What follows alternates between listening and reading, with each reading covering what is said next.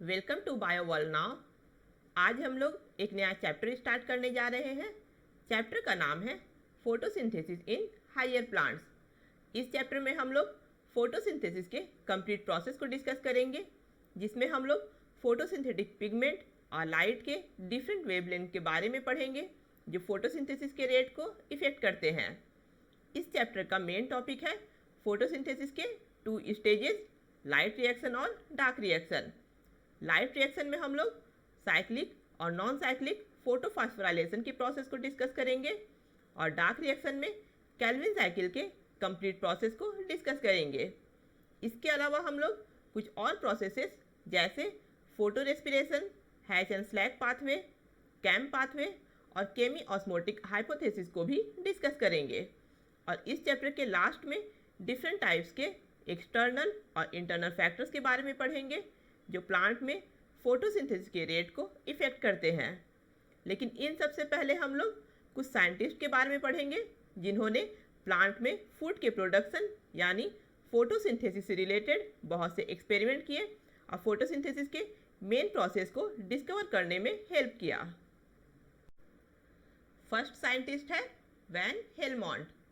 Van Helmont वो scientist थे जिन्होंने सबसे पहले प्लांट में फूड के प्रोडक्शन यानी फोटोसिंथेसिस के प्रोसेस के बारे में कुछ पता लगाया था।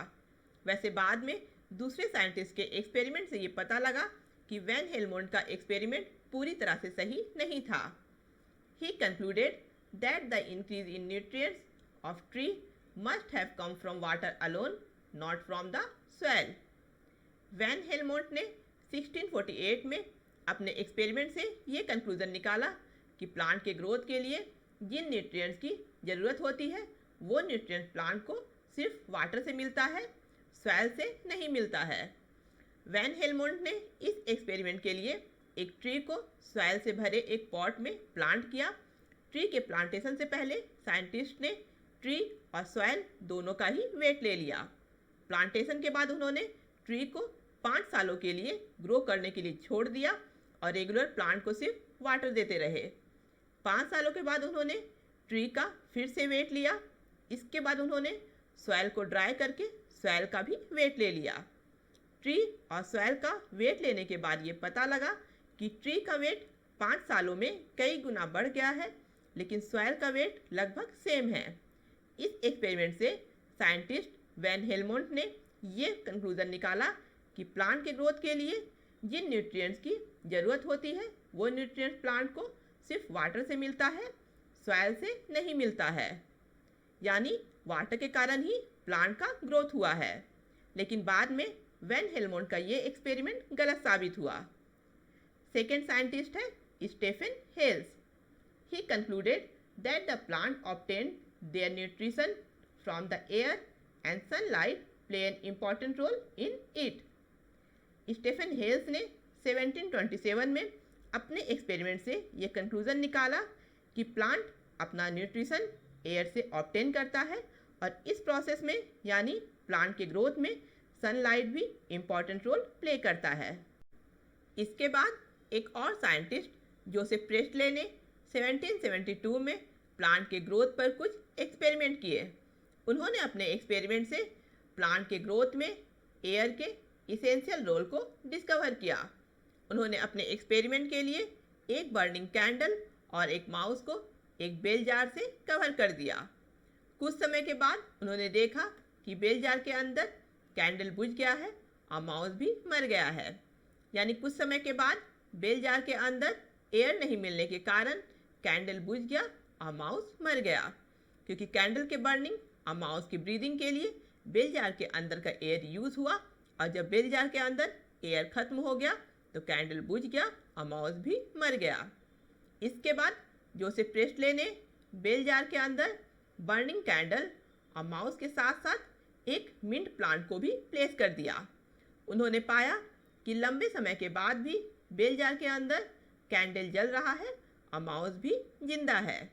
इस एक्सपेरिमेंट से साइंटिस्ट जोसेफ प्रेस्टले ने डिस्कवर किया कि माउस की ब्रीदिंग और कैंडल के बर्निंग के कारण जो एयर बेल जार से रिमूव हो रहा था उस एयर को प्लांट रीस्टोर कर रहा था। यानी प्लांट से वो एयर रिलीज हो रहा था जो एनिमल के ब्रीदिंग और कैंडल के बर्निंग के लिए ज़रूरी होता है। और जैसा कि हम लोग जानते हैं कि प्लांट ऑक्सीजन रिलीज करता है जो एनिमल के ब्रीदिंग और कैंडल के बर्निंग के लिए ज़रूरी होता है। इस तरह से साइंटिस्ट जोसेफ प्रेस्ले ने प्लांट के ग्रोथ में एयर के इसेंशियल रोल को डिस्कवर किया। नेक्स्ट साइंटिस्ट है Jan Ingenhousz. He discovered that the sunlight is essential for the growth of green plants and in the presence of light plants release oxygen from their green parts. Jan Ingenhousz ने अपने experiment से ये discover किया कि green plants के growth के लिए sunlight की ज़रूरत होती है और सनलाइट के प्रेजेंस में प्लांट अपने ग्रीन पार्ट से ऑक्सीजन रिलीज करता है। उन्होंने अपना एक्सपेरिमेंट एक्वेटिक प्लांट पर किया। उन्होंने देखा कि सनलाइट के प्रेजेंस में एक्वेटिक प्लांट के ग्रीन पार्ट्स के सरफेस पर स्मॉल बबल्स फॉर्म हो रहा है, लेकिन डार्क में यानी सनलाइट के एब्सेंस में बबल्स का फॉर्मेशन नहीं हुआ। बाद में उन्होंने आइडेंटिफाई किया कि ये बबल्स ऑक्सीजन के हैं। इस तरह से जैन इंगेसहॉर्स ने अपने एक्सपेरिमेंट से ये पता लगाया कि सनलाइट के प्रेजेंस में प्लांट के ग्रीन पार्ट से ऑक्सीजन रिलीज होता है। नेक्स्ट साइंटिस्ट है सैक्स। ही concluded that glucose is produced during growth of plants in the green parts of plant and glucose is stored as starch. 1854 में सैक्स ने अपने एक्सपेरिमेंट से ये कंक्लूजन निकाला कि प्लांट के ग्रीन पार्ट्स में ग्लूकोज का फॉर्मेशन होता है और ये ग्लूकोज प्लांट में स्टार्च के फॉर्म में स्टोर रहता है। नेक्स्ट साइंटिस्ट है Angelman. He discovered the effects of different colours of light on the activity of photosynthesis. He concluded that the rate of photosynthesis increased in the red and blue light. Angelman ने photosynthesis की activity पर light के different colour के effect को discover किया। उन्होंने अपने experiment से कंक्लूजन निकाला कि फोटोसिंथेसिस का रेट रेड और ब्लू लाइट में इंक्रीज हो जाता है, यानी फोटोसिंथेसिस का रेट लाइट के वेवलेंथ पर डिपेंड करता है। उन्होंने अपने एक्सपेरिमेंट के लिए एक प्रिज्म के द्वारा लाइट को उसके इंडिविजुअल कलर में स्प्लिट किया। जैसा कि हम लोग जानते हैं कि लाइट का इंडिविजुअल कलर होता है violet, indigo, blue, green, yellow, orange और रेड। इसके बाद उन्होंने एक ग्रीन अलगा को लाइट के इन इंडिविजुअल कलर से एलिमिनेट किया। फोटोसिंथेसिस के रेट को मेजर करने के लिए उन्होंने एरोबिक बैक्टीरिया को ऐड किया। एरोबिक बैक्टीरिया ऑक्सीजन वाले एरिया में मूव करते हैं। उन्होंने देखा कि बैक्टीरिया का डेंसिटी सबसे अधिक रेड और ब्लू लाइट वाले एरिया में है, यानी रेड और ब्लू लाइट वाले एरिया में ग्रीन अलगा में फोटोसिंथेसिस का रेट अधिक था, जिसके कारण रेड और ब्लू लाइट वाले एरिया में सबसे अधिक ऑक्सीजन रिलीज हुआ और बैक्टीरिया ग्रीन अलगा द्वारा रिलीज किए गए ऑक्सीजन के रिस्पॉन्स में रेड और ब्लू लाइट वाले एरिया में मूव हुआ। इस तरह से साइंटिस्ट एंजलमैन ने अपने इस एक्सपेरिमेंट से कंक्लूजन निकाला कि प्लांट के ग्रीन पार्ट में फोटोसिंथेसिस होता है और फोटोसिंथेसिस का रेट सबसे अधिक रेड और ब्लू लाइट में होता है। नेक्स्ट साइंटिस्ट है Van nil.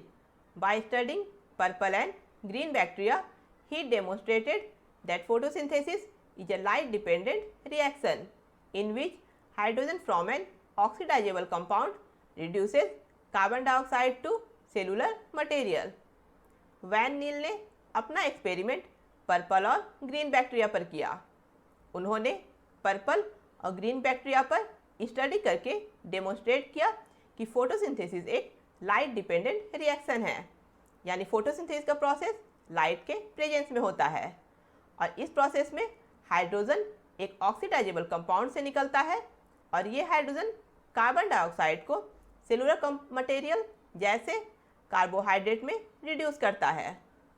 He also concluded that oxygen released by plants during the photosynthesis come from the splitting of water, not from the carbon dioxide. Van Niel ने अपने experiment से ये भी conclusion निकाला कि फोटोसिंथेसिस के समय प्लांट से ऑक्सीजन रिलीज होता है और ये ऑक्सीजन वाटर के स्प्लिटिंग से मिलता है, कार्बन डाइऑक्साइड से नहीं। एक और इम्पॉर्टेंट साइंटिस्ट है Robert hill. He discovered that isolated chloroplast evolve oxygen when eliminated in the presence of an oxidizing agent and water is essential for photosynthesis। Robert हिल ने डिस्कवर किया कि अगर आइसोलेटेड क्लोरोप्लास्ट को एक ऑक्सीडाइजिंग एजेंट के presence में eliminate किया जाएगा तो ऑक्सीजन रिलीज होगा, यानी फोटोसिंथेसिस के लाइट डिपेंडेंट रिएक्शन के समय ऑक्सीजन रिलीज होता है और फोटोसिंथेसिस के प्रोसेस के लिए वाटर जरूरी होता है। He also discovered artificial electron acceptors such as dichlorophenol indophenol dye, which helps in the finding of electron transport chains during light reaction of photosynthesis। Robert हिल ने आर्टिफिशियल इलेक्ट्रॉन एक्सेप्टर जैसे डाइक्लोरोफेनॉल इंडोफेनॉल die का discover किया, जिसके help से photosynthesis के light reaction के समय होने वाले इलेक्ट्रॉन ट्रांसपोर्ट चेन का भी पता लगा। नेक्स्ट वीडियो में हम लोग प्लांट में फोटोसिंथेसिस के साइट और फोटोसिंथेटिक पिगमेंट के बारे में डिस्कस करेंगे। अगर आप लोगों को ये वीडियो पसंद आया है तो इसे लाइक करें, अपने फ्रेंड के साथ शेयर करें और मेरे चैनल को सब्सक्राइब करें।